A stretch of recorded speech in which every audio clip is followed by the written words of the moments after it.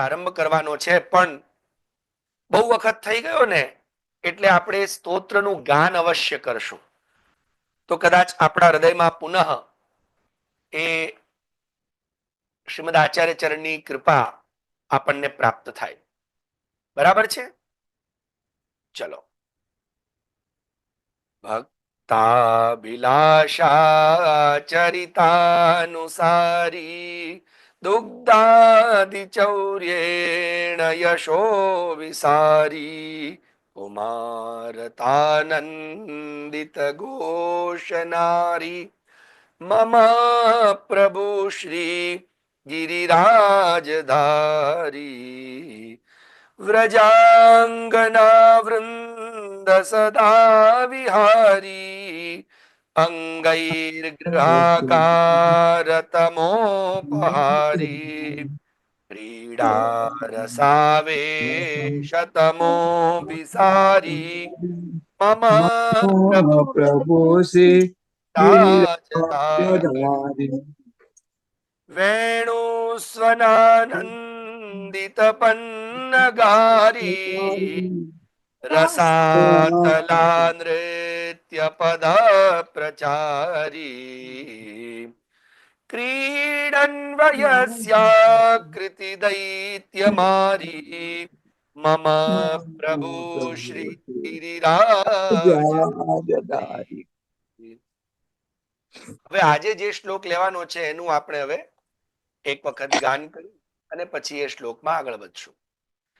પુલિંદ ધારાહિત શંભરારી રમા સદોદાર દયા પ્રકારી ગોવર્ધને કંદ ફલોપહારી મમ પ્રભુ શ્રી ગિરિરાજધારી મમ પ્રભુ શ્રી ગિરિરાજધારી.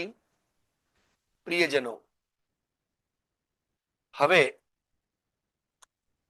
આપણા આ ચોથા શ્લોકની અંદર બહુ સુંદર રીતે આપણને શ્રીમદ આચાર્ય ચરણ સમજાવી રહ્યા છે. જો કે આના ઉપર ટીકા સંસ્કૃતમાં ક્યાંય અવેલેબલ હતી નહીં, પણ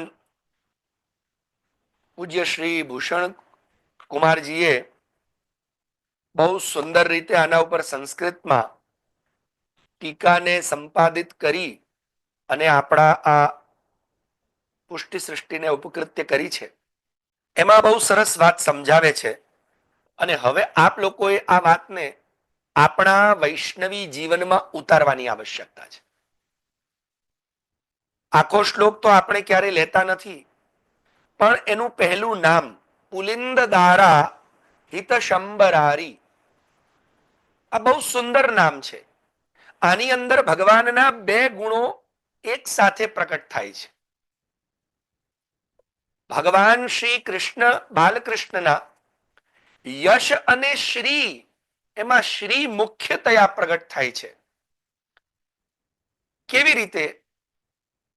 તો શ્રીનો અર્થ થાય સૌંદર્ય, શ્રીનો અર્થ થાય શ્રેષ્ઠત્વ, શ્રીનો અર્થ થાય ઐશ્વર્ય.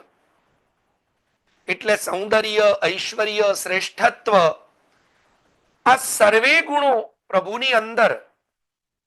અને શ્રીનો એક અર્થ થાય શ્રી સ્વામિનીજી, એટલે શ્રી સ્વામિનીજીના હૃદયમાં બિરાજતો સ્નેહ, જે શૃંગાર રસ, એ પણ શ્રી ગુણથી પ્રગટ થાય. અને એટલે શ્રી કૃષ્ણ અને શ્રી સ્વામિનીજીના જે અલૌકિક આહ્લાદક પ્રેમનું જે પ્રાકટ્ય છે, એ પ્રભુ પોતે પોતાના નિજજનોના હૃદયમાં કઈ રીતે કરે છે, એ આ નામની અંદર કૈમુતિક ન્યાયથી બતાવવામાં આવે છે. કેવી રીતે?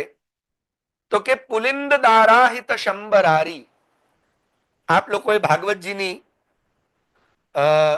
14મા અને 15મા અધ્યાયની લીલાઓને શ્રવણ કરી જ હશે, જેની અંદર આ બધા વિષયો આવે પણ છે કે ભગવાન, અને આપણા ત્યાં પુષ્ટિ ભક્તિ માર્ગમાં તો આપણે જુઓ શ્રી મહાપ્રભુ વલ્લભાચાર્ય ચરણે આ આપણે બધા છે ને ઘરની સેવા છોડી અને બહાર આંટા મારતા થયા ને એના જ આ બધા ખોટા પરિણામ શરૂ થયા છે.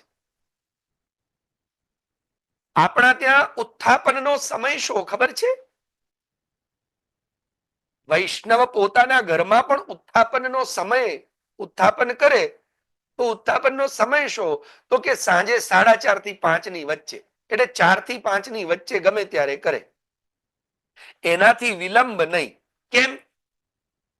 જોકે પુષ્ટિમાં બિરાજનારા પ્રભુ છે અને ભક્ત ઉપર એવી કૃપા કરે કે એને જ્યારે કૃપા કરીને ઉત્થાપન કરાવે તો ક્યારેક એવો સમય પણ આવી જાય કે આપણે કોઈ નોકરી વ્યવસાય ઇત્યાદિ કરતું હોય એટલે જેને વ્યાવૃત્તોપી હરૌ ચિત્તમ શ્રી મહાપ્રભુ વલ્લભાચાર્ય ચરણ આજ્ઞા કરે છે કે સેવાયામ વા કથાયામ વા, એમાં ઘણા લોકો એવો અર્થ લે છે કે સેવા અથવા કથા, પણ ટીકાકારો આપણને બતાવે છે, આચાર્યો બતાવે છે સેવા અને કથા. કેમ કે સેવાના ઓપ્શનલમાં કથા નથી, પણ સેવાના સહયોગમાં કથા છે. કથા in the sense Shrimad Acharya ચરણના 16 ગ્રંથ, અણુભાષ્ય, ટીકા ગ્રંથો ઇત્યાદિ જે ગ્રંથ સાહિત્ય છે એ આપણને સેવામાં સહયોગી થાય છે. સેવા કેમ કરવી એનું સાચું દિગ્દર્શન આપણે બીજે ક્યાંય કોઈને પૂછવા જવાની જરૂર નથી. લોકો તમને આડે અવળે ધક્કે ચડાવી દેશે, લબડ ધક્કે. તો એટલા માટે આ કથા છે. તો પ્રિયજનો, અહીંયા સેવા અથવા કથા નથી, સેવા અને કથા. તો હવે કોઈ સેવા અને કથા બંને પક્ષ સ્વીકારતું હોય અને બંને પક્ષની અંદર પાછું વ્યાવૃત્ત પણ હોય તો શ્રી મહાપ્રભુ કહે છે કે જો એટલી બધી વ્યાવૃત્તિ હોય કે સેવાનો અવકાશ જ ન મળતો હોય તો પછી શ્રવણ આદૌ ન્યસેત હરૌ ચિત્તમ, તો તમારું ચિત્ત ભગવાન મારે એના માટે ગ્રંથાધ્યયન, કથા શ્રવણ, વિદ્વદ્ભિઃ સર્વથા શ્રાવ્યમ, તો એ બધું કરતા રહો. ગ્રંથાધ્યયન કરો, શ્રવણ કરો, પણ એવી વ્યાવૃત્તિ નથી કે આપણે સમય જ ન કાઢી શકીએ. એવી વ્યાવૃત્તિ છે કે સમય નીકળી શકે. તો પછી ઉત્થાપન કદાચ થોડા વિલંબથી થાય તો વાંધો નથી, પણ ઉત્થાપન ભોગ જ્યારે પણ વૈષ્ણવ ધરે પોતાના ઘરે ઠાકોરજીને, ત્યારે એમાં શું ધરે છે? ફલ ફૂલ. કેમ? તો કે આ એ વ્રજની લીલાનો ભાવ છે કે જ્યારે વ્રજની અંદર ગાયો ચરાવી ખેલ ખેલી અને પ્રભુ જ્યારે પાછા પધારતા ને, હે બરહા પીડમ નટવર વપુઃ કર્ણયો કર્ણિકારમ બિભ્રદ્વાસઃ કનક કપિશમ વૈજયંતીં ચ માલામ રંધ્રાન વેણુરધર સુદયા પૂરયન ગોપવૃંદૈઃ, પોતાના સખાઓની સાથે વૃંદમાં મસ્તી કરતા. અને કેવી રીતે? તો કે વૃંદારણ્યમ સ્વપદ રમણમ, ખુલ્લા ચરણારવિંદે આ વૃંદારણ્યની અંદર. એટલે તમારા ઘરે પણ જ્યારે ઉત્થાપન થાય ને પ્રિયજનો, યાદ રાખજો, તો તમારું ઘર પણ એ જ વૃંદાવન છે, એ જ શ્રી યશોદાજીનું સુંદર નિકુંજ સ્થલી છે. એમ નહીં માનતા કે નિકુંજ નંદાલય ક્યાંક બીજે છે ને અમારે ક્યાંક બીજે જવાનું છે.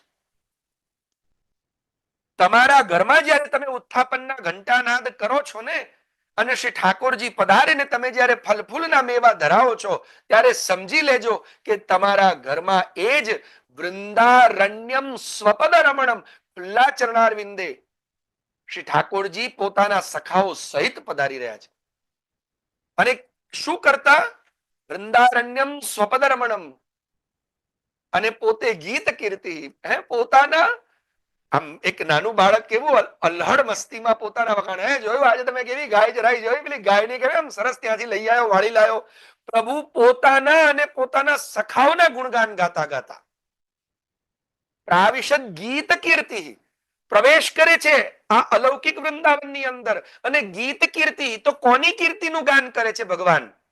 ભગવાન પોતાની અલ્હડ આનંદ રૂપી કીર્તિનું, કે જે કીર્તિનું શ્રવણ કરીને વૈષ્ણવો પોતે પોતાનું જીવન યાપન કરી શકે અને પોતાના નિજજનો એટલે ગોવાલિયાઓની, અરે અરે મનસુખા તેને તો આજ ભળી ગૈયા ખીલાઈ દઈ. અને એના આપણા ત્યાં કીર્તન પણ છે. આપણા ત્યાં ગોપાષ્ટમી થી લઈ અને 8 દિવસ સુધી જે પ્રકાર ચાલે છે ને ગોચારણનો, એની અંદર તમે જોજો કીર્તન છે.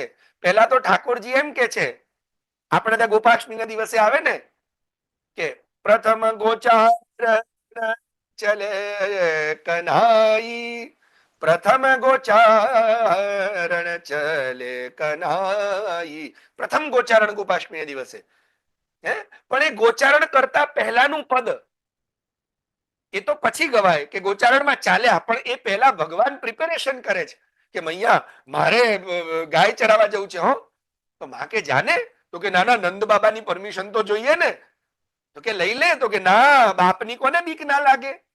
અને આમ પણ આ દુનિયાની પણ માઓ છે, જો કે યશોદાજી એવા નહોતા, પણ દુનિયાની માઓ એ બાળકોને ડરાવે તો કોનાથી ડરાવે? કહી દઉં તારા પપ્પાને, જાણે પપ્પા વિલન જ ના હોય, બે ફટકા મારશે, જાણે બાપ મારવા જ બેઠો હોય. એટલે પહેલેથી જ બધાને બાળકોને બાપની બીક બહુ લાગે. એમ અમારા નંદ યશોદાના લાલા એ કૃષ્ણ પણ બાળ સહજ ભાવે બાલ ચેષ્ટા કરતા કે છે કે માં મને નંદ બાબાની બીક લાગે. તો કે અચ્છા. અને કેટલું સુંદર પરમાનંદ દાસજી નું પદ છે. આ પદ છે આપણા ત્યાં, મૈયારી મેં ગાય ચરાવન જઈ હો. તો માં કે કેને નંદ બાબાને? તો કે ના, તું કે મેરી નંદ બાબા સો બડો ભયો હો. અરે મૈયા, તું નંદ બાબાને કે હું મોટો થઈ ગયો છું, હવે ડરે નહીં, મને મોકલતા જ નથી. અને મને એમને પૂછવામાં બીક લાગે છે, કેમ કે નંદ બાબાની એ મોટી મોટી મૂછો ને દાઢી, મને બીક લાગે છે. મોટો દંડો લઈને ઉભા થઈ ગયા આંખો કાઢીને. તો નંદ બાબા આ સાંભળીને હસે, હો આ શું કરો છો પ્રભુ? પણ પ્રભુ છે ને બાલ લીલા છે આ તો. અને એટલે નંદ બાબાને પાસે યશોદાજી લઈ જાય છે. કનૈયો યશોદાજીના પાલવમાં સંતાઈ જાય છે અને સંતાઈને કે છે, નાના મૈયા તું કે મે નંદ બાબા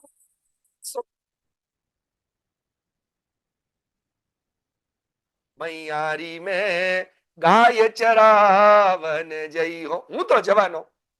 તો પછી નંદ બાબાને કીધું ને યશોદાજી, એટલે યશોદા નંદ બાબાએ પૂછ્યું, અરે લાલા, તું એકલો એકલો જાય, ખોવાઈ જાય તો મારો એકનો એક દીકરો આવો, હે કેટલો વાલ સોયો, એક તો આટલી મોટી ઉંમરે આવ્યો, ક્યાં ખોવાઈ જાય. અને આ કેવા ઉત્પાતો થાય છે, જ્યારથી તું ગોકુલમાં આવ્યો છે, શ્રીમદ ગોકુલમાં, ત્યારથી ઉત્પાત થાય. એટલે એકલો ના જવા દે.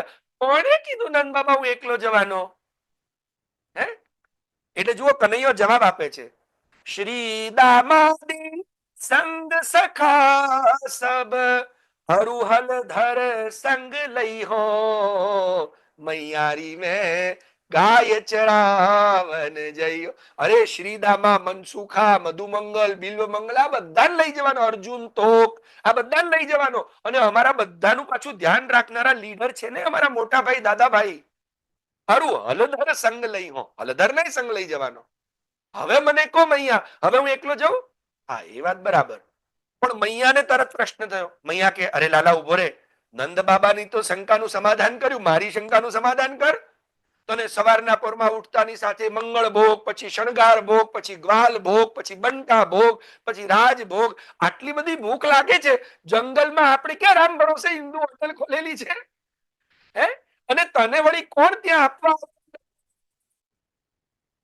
ભૂખ લાગશે તો શું કરીશ?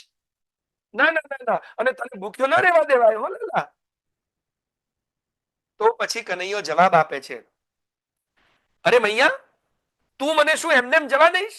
દહી ભાત કી કાવર ભરી હો, ભૂખ લગે તબ ખઈ હો મૈયારી મેં ગાય ચરાવન જઈ.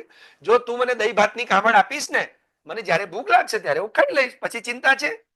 પણ પછી મૈયા કે એકલી દહીં ભાતમાં શું થશે? બસ આ જ વિચાર થી જ શ્રી ગોપીજનોએ પોતપોતાની નિકુંજોની અંદર શ્રી ઠાકોરજીના સુખના અનેક પ્રકારના ભોગો, ક્યાંક ખીર, ક્યાંક રબડી, ક્યાંક કોઈક નાની અમથી આવી પદાર્થોની અલગ અલગ વ્યંજનો ભોગ માટેના સામગ્રી તૈયાર કરી અને પ્રભુના સુખનો, અને એના માટે શ્રી લલિતાજી, શ્રી વિશાખાજી અને શ્રી ચંદ્રાવલીજી આપણા ત્યાં જયારે ઉષ્ણકાળમાં આવે છે, પનઘટના પદો અને છાકના પદો, એમાં છાક લઈને પણ જતા પદો છે.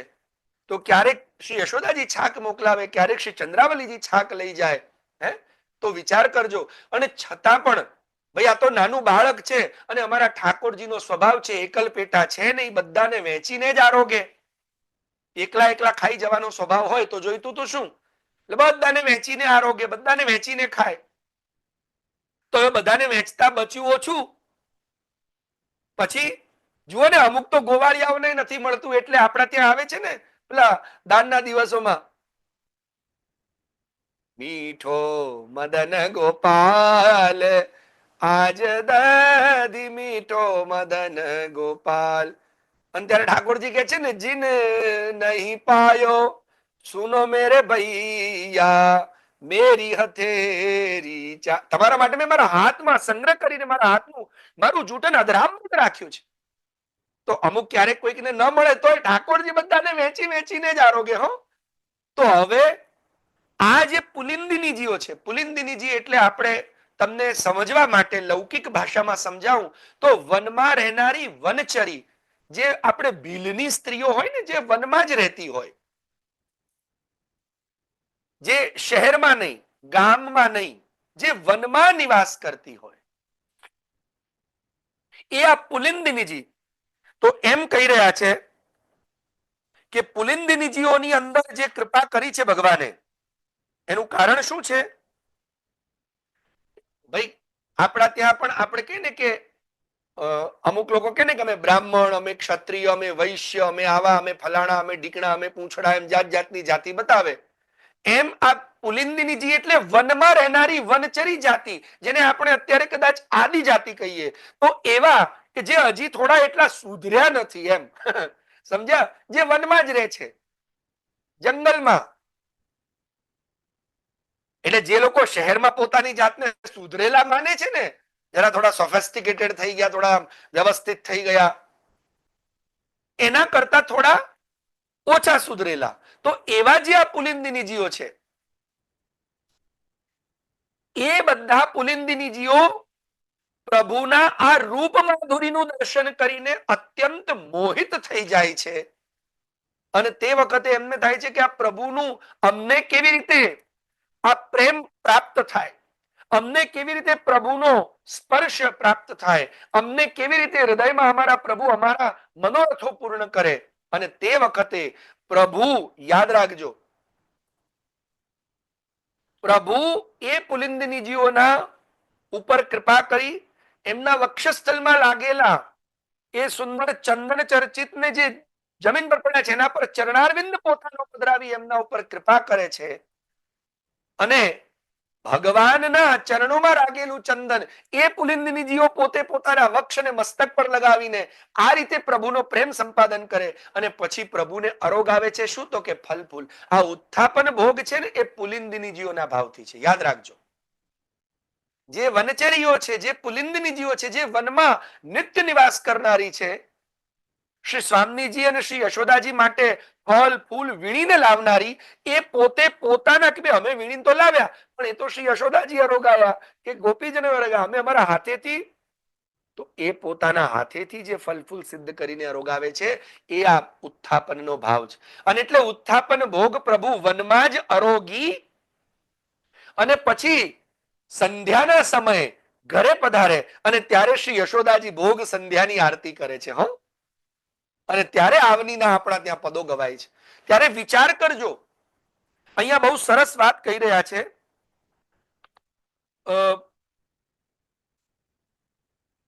ટિપ્પણીજીની અંદર, એટલે શ્રી સુબોધિનીજી ઉપર ટિપ્પણીજી જે લખાયા છે એની અંદર એમ કે છે કે ભગવાને પ્રલંબાસુરને માર્યો. અને પ્રલંબાસુરને માર્યો એ શું છે? તો અંતઃકરણાધ્યાસના રૂપમાં છે. અને અંતઃકરણાધ્યાસ એટલે અંતઃકરણમાં રહેલો અધ્યાસ જ્યારે આપણો દૂર થાય ને, ત્યારે જ આપણને શ્રી પ્રભુની અંદર અલૌકિકત્વ બુદ્ધિ સંપાદન થાય. એટલે કે છે પ્રલંબે હતે ભગવતી અલૌકિકત્વ બુદ્ધિ પૂર્વસ્માત સ્નેહાતિશયશ્ચ જાત. પ્રલંબાસુરનો વધ ભગવાને કર્યો કેમ કે એ પ્રલંબ એટલે અંતઃકરણાધ્યાસ. અને આપણા ત્યાં અંતઃકરણની અંદર સૌથી મોટો અધ્યાસ કયો તમને ખબર છે?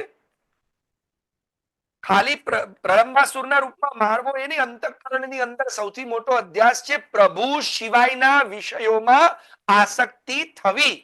તમારા માથે તમારા ઘરમાં શ્રી મહાપ્રભુ જગદગુરુ ભગવાન શ્રી વલ્લભે પધરાવી આપેલો જે ઠાકોર છે એને છોડી બીજા કોઈના ઠાકોરમાં પણ તમારી આસક્તિ થવી ને એ પણ એક પ્રકારનો પ્રલંબાસુર છે. યાદ રાખજો, અંતઃકરણાધ્યાસ છે.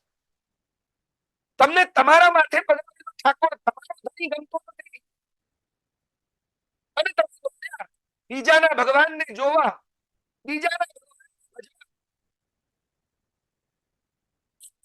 માર્ગ છે અને પુષ્ટિ ભક્તિ માર્ગમાં પ્રિયજનો રાસની અંદર જ્યારે ભગવાન અંતર ધ્યાન થયા અને અંતર ધ્યાન થયા પછી જ્યારે ગોપીજનોએ રુદન કર્યું, ગોપી ગીત ગાયું, શ્રી યમુનાજીની કૃપાથી પાછા પધાર્યા ને તેવે વખતે પ્રિયજનો એ ઠાકોરજી માટે સ્વૈરુત્તરીયૈર કુચકુંકુમાંકિતૈર રચિક્લર્પન્નાસનમાત્મ બંધવે બધા જ ગોપીજનોએ પોતાના ઉત્તરીય વસ્ત્ર બિછાવી દીધા.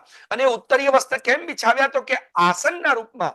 ત્યારે કોઈકે પ્રશ્ન પૂછ્યો શ્રી મહાપ્રભુ વલ્લભાચાર્ય ચરણને કે ભાઈ ભગવાન એક છે તો એક આસન આપ્યું હોત તો ચાલત, આ બધા જ ગોપીજનોએ કેમ ઉતાર્યા? ત્યારે ત્યાં શ્રી મહાપ્રભુ આજ્ઞા કરે છે કે સ્વૈર શબ્દ ઉપર ભાર છે, ઉત્તરીય વસ્ત્ર પર ભાર નથી. કેમ કે કોઈને પોતાના કૃષ્ણ સિવાય બીજું કોઈ દેખાતું જ નથી. એને એકમાત્ર કૃષ્ણ જ દેખાય છે અને મારો કૃષ્ણ, તો મારા કૃષ્ણને મારી સત્તાનું મારે સમર્પિત કરવાનું અને એટલે સ્વૈર ઉત્તરીય.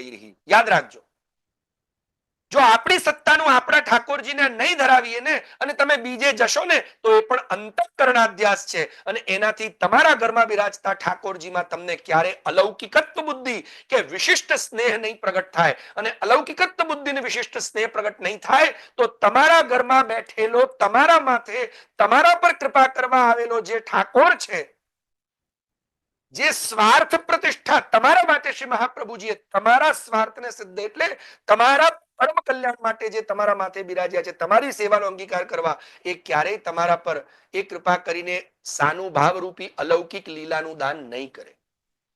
અને એટલે અહીંયા કૈમુતિ કન્યાથી કહેવામાં આવી રહ્યું છે કે જો વ્રજની અંદર રહેનારી આવી હીન જાતિની પુલિંદિની જીવોના ઉપર ભગવાને કૃપા કરીને એમના હૃદયની અંદરથી લૌકિક વાસના દૂર કરી અને અલૌકિક કામ પ્રગટ કર્યો, તો પછી આપણા જેવા, અથવા તો આપણા જેવા એટલે હું એટલા માટે કહું છું આપણા જેવા કેમ કે આપણે બધા એક રીતે ભાગ્યશાળી છીએ કે આપણને જગદગુરુ મહાપ્રભુ ભગવાન શ્રી વલ્લભાચાર્ય ચરણની મહતી અનુકંપાથી એમના માર્ગનો અને એમના ચરણોનો આશ્રય પ્રાપ્ત થયો છે. તો પછી આપણા ઉપર આપણે નિત્ય સેવા કરીએ તો આપણા ઉપર કેમ કૃપા ન કરે? ને આપણા હૃદયમાંથી લૌકિક કામ નષ્ટ કરીને ભગવાન અલૌકિક કામ પ્રગટ કેમ ન કરે? કરે જ.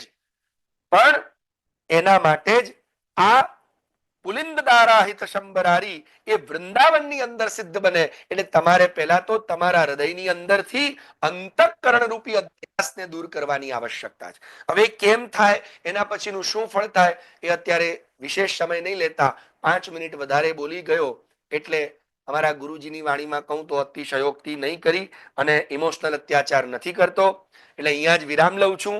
પણ આ નામનો આટલો જ અર્થ છે કે ભગવાન પોતાને શરણે આવેલા, તમારી પાસે કઈ નથી, સોના ચાંદી હીરા પન્ના માણેક 56 ભોગ સામર્થ્ય નથી તો કઈ વાંધો નહીં, ફલફૂલ ધરાવવાનું જો સામર્થ્ય છે ને અને આ પુલિંદિની જીવોની જેમ તમે ફલફૂલ લઈને પણ જશો ને તો પણ અમારો કૃષ્ણ એ એવો છે જે તમારા માથે તમારા ઘરમાં બિરાજી રહ્યો છે. શ્રી મહાપ્રભુ વલ્લભાચાર્ય ચરણ ભગવાન શ્રી વલ્લભની આડીથી તે તમારા હૃદયની અંદરથી લૌકિક વાસનાઓને દૂર કરી અલૌકિક કામ જે ભક્તિ રૂપી છે એ પ્રગટ કરશે જ. તો એવા શ્રી પ્રભુના શ્રી ચરણોમાં અમારી વાણીને વિરામ આપી અને અહીંયા વિરામ લઈએ. શ્રી વલ્લભાધીશ કી જય, શ્રી ગોપીનાથજી પરમ દયાલ કી જય, શ્રી ગુસાઈજી પરમ દયાલ કી જય, સદગુરુદેવ કી જય.